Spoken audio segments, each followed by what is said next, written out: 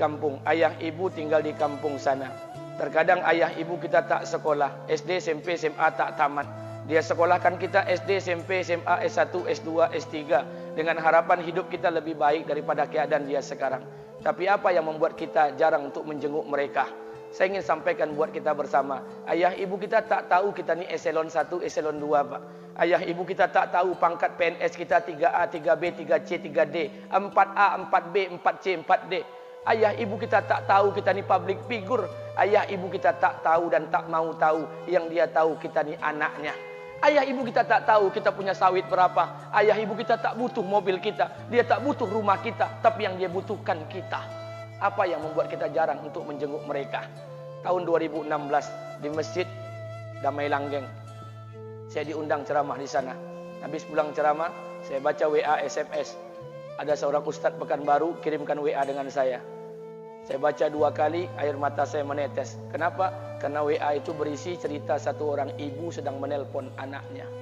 Ibunya nelpon anaknya. Assalamualaikum nak.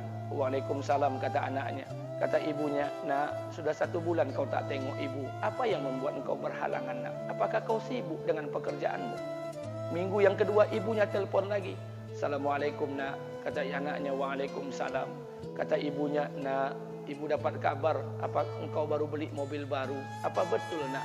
Kata anaknya, betul bu. Kata ibunya, alhamdulillah nak, ibu bangga. Kau pandai menyenangkan hati anak istrimu. Minggu yang ketiga ibunya telepon lagi. Assalamualaikum nak. Kata anaknya, waalaikumsalam.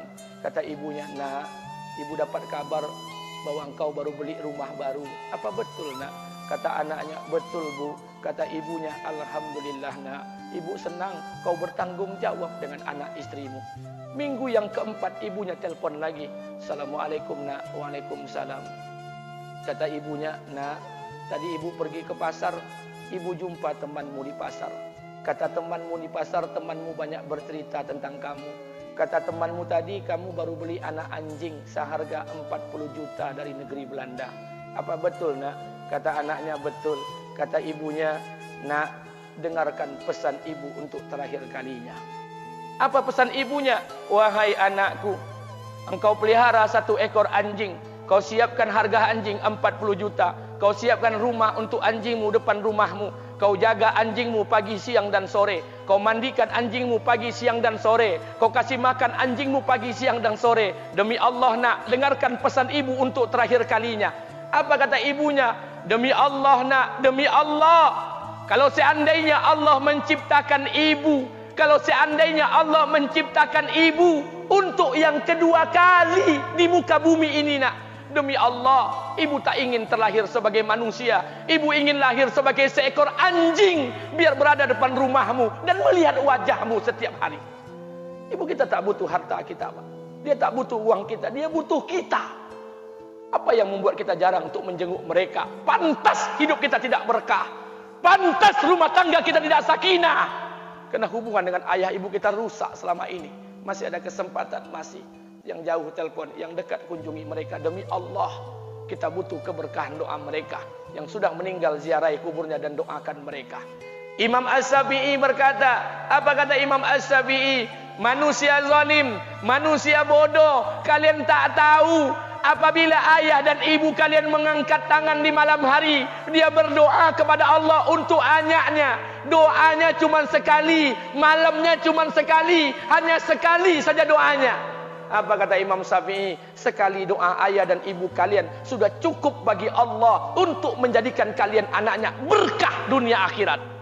Hari ini berapa banyak doa ayah dan ibu kita, tapi tidak ada keberkahan buat anak mereka. Kenapa? Hati mereka tersakiti. Maka pulang, Pak, cari mak bapak kita. Kita punya rumah hari ini, Bu, kita punya rumah, punya harta, punya uang, punya pekerjaan, punya kekayaan, punya sawit. Kita jadi orang hari ini jadi pegawai bukan kena sarjana kita, Pak. Kita jadi orang hari ini bukan kena otak kita. Kita jadi orang hari ini bukan kena kepintaran kita. Kita jadi orang hari ini jangan-jangan kena keberkahan doa ayah dan ibu kita yang tak pandai tulis baca di kampung sana. Cari mak bapak kita, Pak. Demi Allah, kita butuh keberkahan doa mereka. Apa guna di kehidupan dunia sementara Allah tidak ridho dengan kehidupan kita? Pantas amal kita tertolak di sisi Allah. maka pulang ke rumah cari mak dan bapak kita yang masih hidup, duduk bersama mereka. Kalau seandainya kita tak bisa membahagiakan mereka, jangan pernah menyusahkan mereka. Kalau seandainya kita tak bisa membuat mereka tertawa, jangan pernah membuat mereka menangis. Demi Allah, kita hanya punya satu ayah kandung, kita hanya punya satu ibu kandung. Tidak akan ada ayah kandung yang kedua, tidak akan ada ibu kandung yang kedua. Harta kita cuma satu, ayah kita cuma satu, ibu kita cuma satu. Tidak akan ada ayah kandung yang kedua, tidak akan ada ibu kandung yang kedua.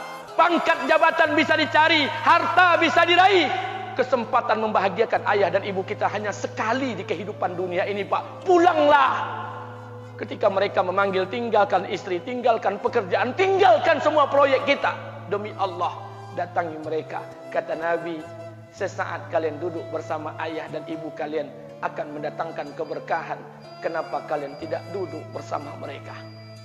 Jangan-jangan inilah yang menjadi penyebab amal-amal kita tertolak di sisi Allah.